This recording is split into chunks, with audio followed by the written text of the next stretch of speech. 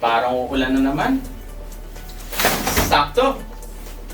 What's up, Morta Buddies? Tara! Bonding muna tayo!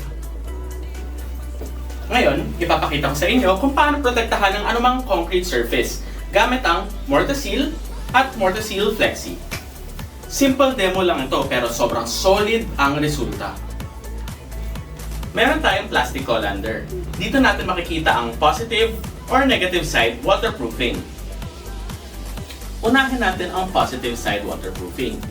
Ito ang usually exterior side kung saan direktang tinatamaan ng tubig. Kaya dito natin siya ilalagay. Ngayon naman, ito ang negative side waterproofing. Sa loob tayo mag-a-apply para kung sakaling may pressure ng tubig galing sa labas, hindi siya tatagos papuntang loob. Ang Morta-Seal ang haharang agad sa tubig bago pa ito makapasok. Ito ang unang depensa sa anumang structure. Makikita natin to usually sa mga basement. Perfect ito kapag hindi na kaya lagyan ng coating sa labas ng wall. Simple lang yan. Positive side, usually sa labas ng structure. Umaharang ito sa tubig bago pa ito makapasok. Negative side, usually sa loob. Pinipigilan ang pagtagas ng tubig kahit may pressure mula sa labas. Next demo, Morta-Seal Flexi.